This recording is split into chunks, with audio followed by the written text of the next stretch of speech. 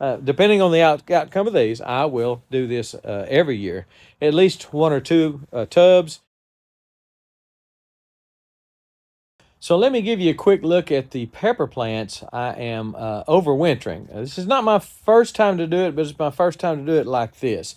In the past, I have just taken a container, I believe it was earth boxes, and just moved them in the barn and just left them like they were. Didn't prune them, didn't do anything major to them. This year, I watched a lot of videos on how to do this more successfully than what I've had in the past. And that is to try to force them into dormancy, prune them severely, and then store them where they won't freeze, where they're not going to be damaged from any really cold weather. So that's what I've done. I have I have radically pruned. These were like 3-4 feet tall. I have radically pruned these back to just come up to a Y. Whenever it forked out, I would try to leave a Y, and some of them were a little taller than others because they forked out. They had a longer stem before they forked out. For the most part, they are dormant. They have gone into a dormancy, with the exception of these here, and I'll show you what they are in just a second. But basically, you've got maybe a few leaves on a few of these, and some of those look like they're ready to fall off, which is good. It's kind of what you want. You want them to go into to dormancy. That one has done that, or drop some leaves. We assume it's going into a dormant stage. But we've done enough radical pruning on them and it's been cool enough that they should think it's winter, it's dormant, let's shut down things and go into a dormant state. Not sure how each one of these varieties will do, because this variety obviously is doing something that the other varieties are not doing. This one is putting out some leaves. It was pruned just as drastically as all these other ones were pruned, but it decided to put on some leaves. Now, why? All these are habanero peppers in this container. Now, it's a heatless habanero, and it's called a roulette habanero, or roulette heatless habanero from Haas Tools. And I don't know whether it's not going to go into dormancy, whether it is refusing to go into dormancy. It's not growing like it would be outside, because it's had these leaves on them for a couple of 3 weeks. So if it was growing like it would outside, even though I've got this grow light on them, and I do have a nice grow light on them for about 4 hours a day, maybe 5, something like that. I'd have to look at my timer and see exactly. So I'm watering once a week. I just down the hole here. I check it. I've got a little stick here, which is a good idea whether you're in the winter or whatever. Just a little bamboo stick. Check it. I've got about 2 inches of water in that one. So once a week or so is all it takes. I'll check all of them. Now this one is different. It's in a pot. So I just water it kind of separately and hope it's getting enough. Think it's getting enough. I did a video on when I did this and how I pruned them and all this stuff, and I hope you took that opportunity to do some on your own. And if so, let me know how yours are doing, what they look like.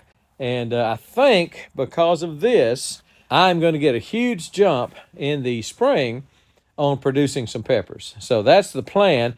I've really enjoyed this winter. I'm enjoying my pickled peppers, and so it's just nice to have those in the winter. So I'm expecting in the spring and summer, when these really get going, start producing, to have plenty of peppers to pickle, plenty of peppers to eat fresh, give away. I gave away a ton of peppers last year. Again, the varieties back here, got 2 cayennes, one there, one in the front. The rest of them are jalapenos. These 2 are jalapenos. These 2 are jalapenos. These 2 in here, this one and that one there, are jalapeno fuego, which means, I don't know, even mo hotter. Again, the heatless habanero here, and some Marconi reds. Really like the Marconi reds. Sweet pepper, Italian type pepper, not hot at all. And we like to munch on those when we're eating groceries at night. And looking forward to it, but I just wanted to show you this and just see how yours are doing if you've tried this this year, and let me know how yours are doing. I really think this is the way to go. I will, depending on the outcome of these, I will do this every year, at least 1 or 2 tubs. Now these may not these may not be good for several years. I don't know how long, what the longevity is. The peppers are perennials, but I don't know what the longevity of these would be. In other words, if this is something I can do for these particular peppers in these containers year after year after year. I would imagine at some point they have a lifespan and will give up the ghost, and I'll have to do it with a fresh new set of peppers in a coming winter. Don't know when that would be.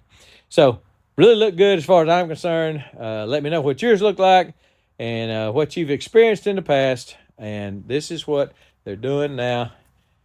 And I got a lot of growth. Not just dancing a jig about the growth because, you know, I don't know if I'm supposed to have it.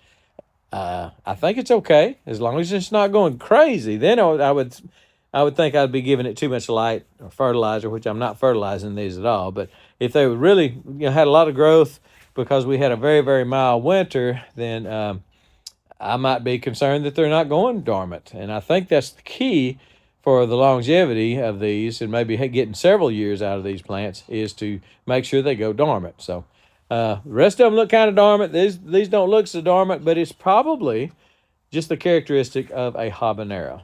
I don't know. Don't know that. We're going to find out, and I'll show you in maybe another month or so, and then you'll definitely see me drag them out of the barn and put them in the container garden in the spring. Looking good so far as I'm concerned.